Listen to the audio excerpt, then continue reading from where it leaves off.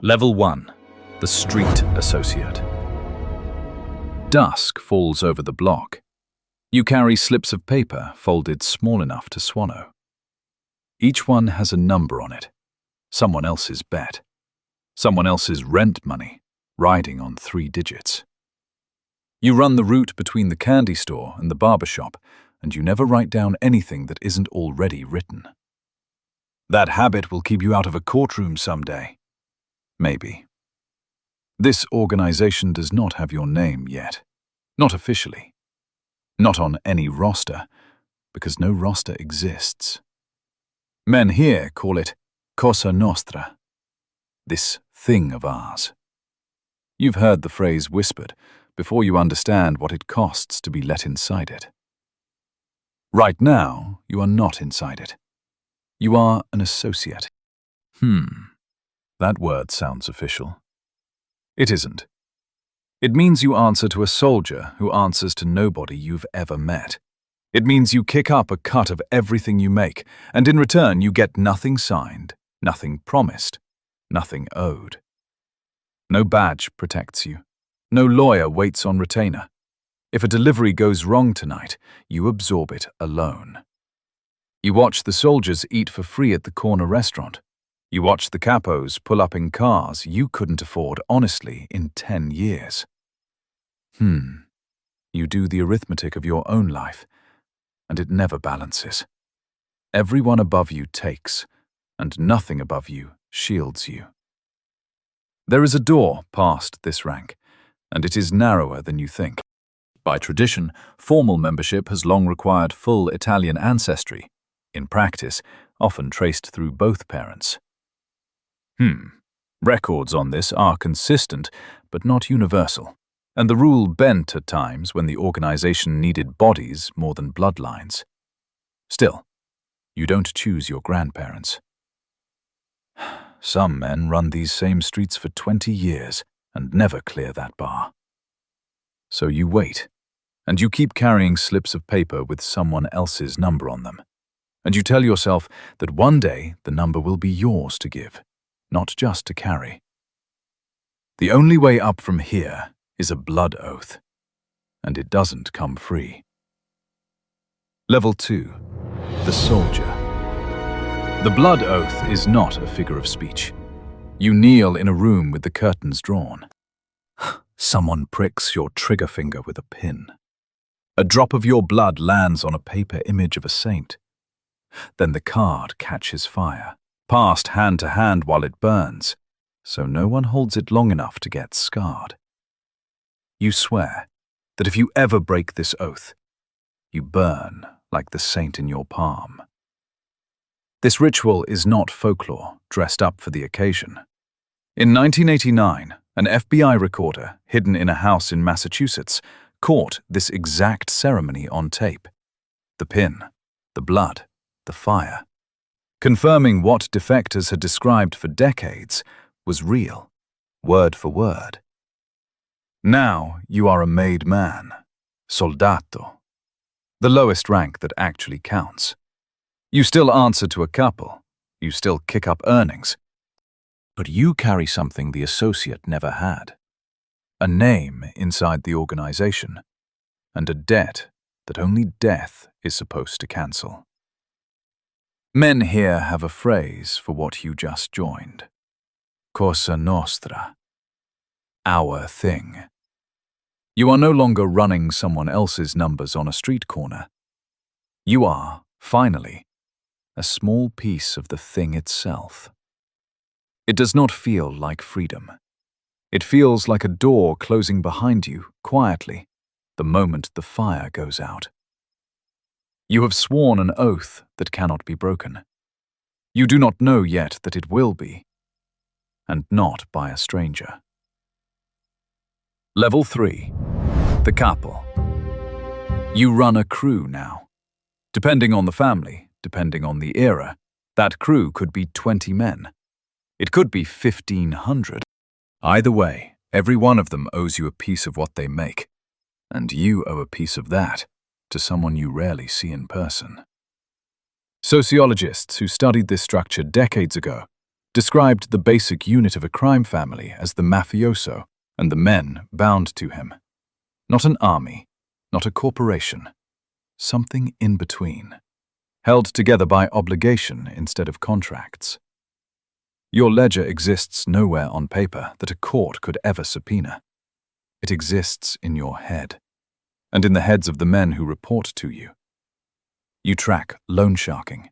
You track gambling routes. You track which soldier is skimming and by how much, because someone is always skimming. You are the buffer. The boss above you almost never gets his hands dirty. That is the entire point of your rank.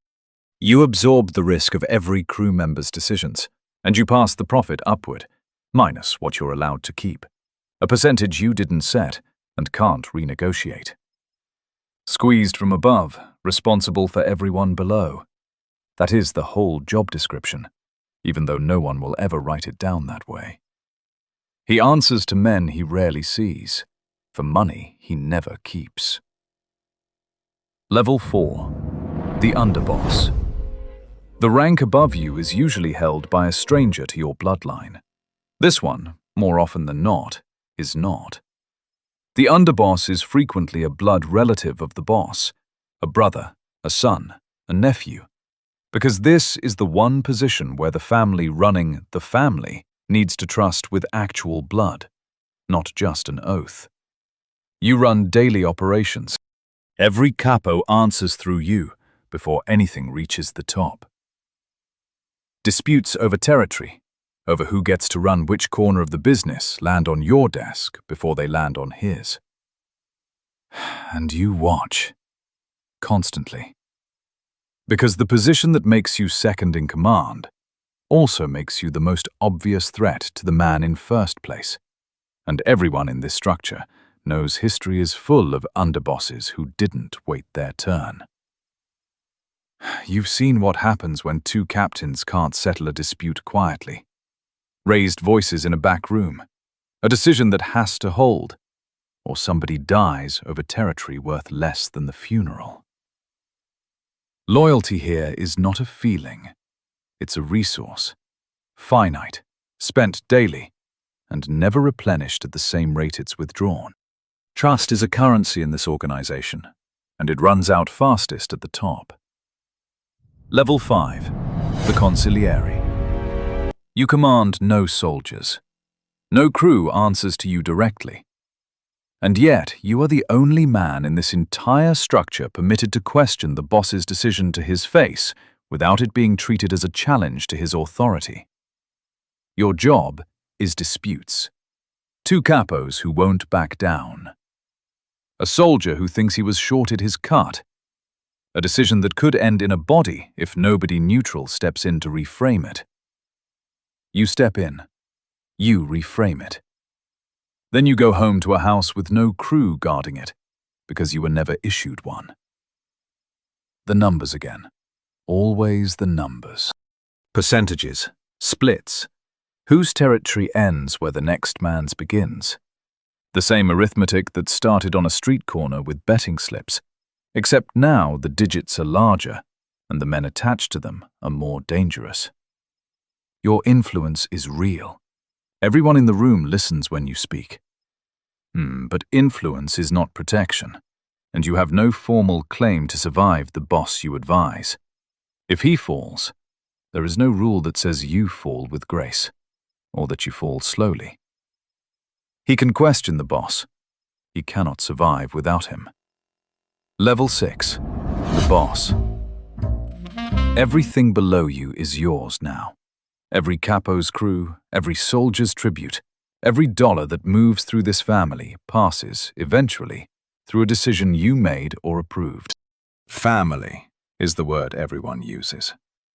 It is mostly a business term. The men under you are not your relatives in most cases. They are employees bound by an oath instead of a contract, in an organization with no HR department and one form of severance. 5 men like you, from 5 different organizations, occasionally sit in the same room. Not related. Not friendly, necessarily. bound instead by a vote that decided once whose territory ends where another man's begins.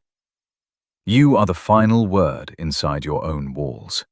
No one below you can overrule you. But nothing protects you from what's above this rank either. A governing body you didn't create, rules you didn't write, and enemies who would very much like your seat. Every meal is a small calculation of who might want you gone.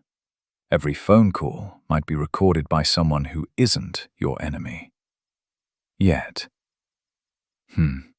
he owns everything below him, and nothing above. Level 7. The Commission Seat. In 1931, after a war between rival factions left the previous boss of all bosses dead within months of claiming the title, a man named Lucky Luciano proposed something different. A governing board. No single boss above all bosses. Instead, the heads of the major families, eventually including a seat for Chicago, voting as equals. They called it the Commission.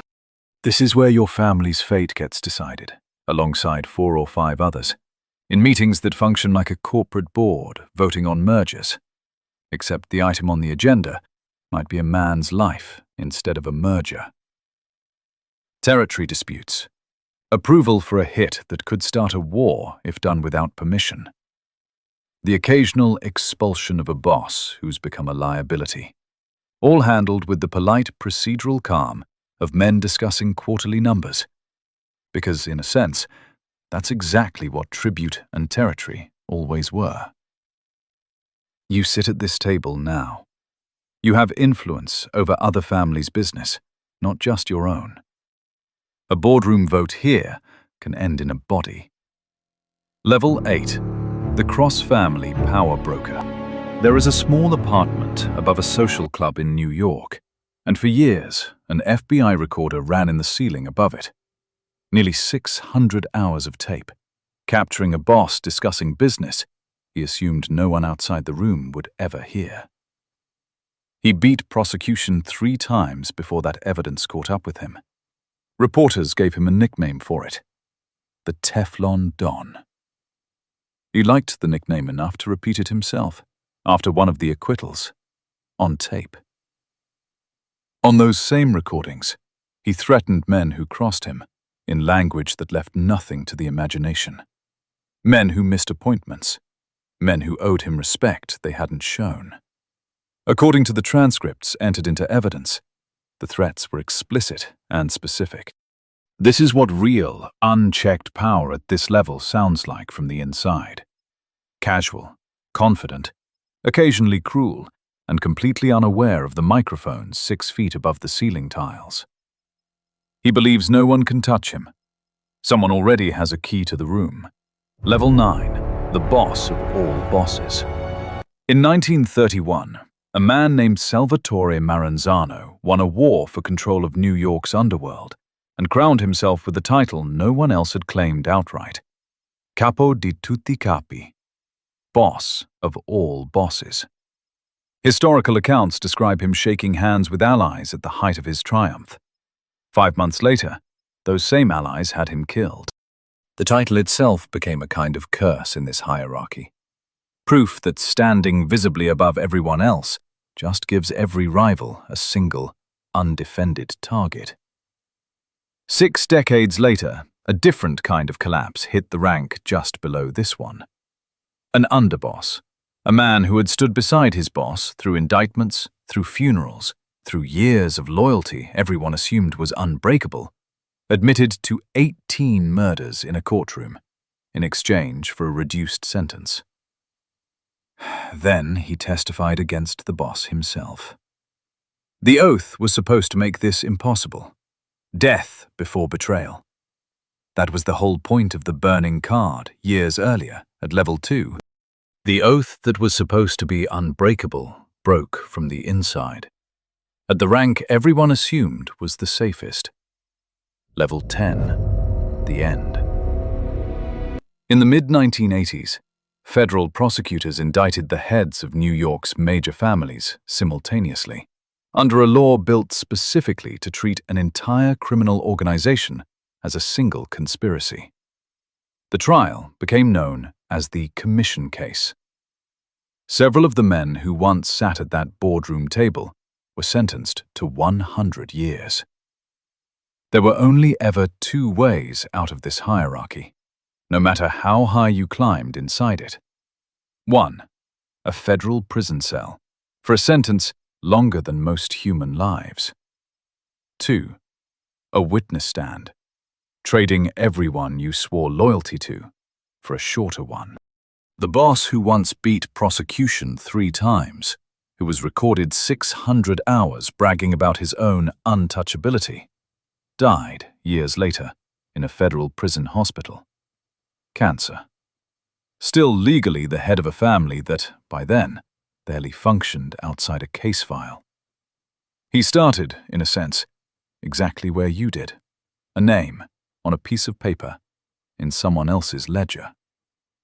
The boy on the corner carried a number on a slip of paper that wasn't his. The boss died as a number on a federal docket that also wasn't his to choose. A blood oath, a boardroom, a hidden microphone, 100-year sentence. Different rooms, same ledger. Neither of you was ever free. The cycle continues. November 1957. 58 of America's most powerful men are running through the mud of a small New York town, in suits worth more than most families make in a year. Some lose their shoes. State troopers just write down their license plates. This is the American Mafia. The organization behind The Godfather, Goodfellas, The Sopranos. Except this one was real. The man who once crowned himself boss of all bosses was dead within 5 months, murdered by his own allies. By the end, you'll understand why the safest rank in this hierarchy was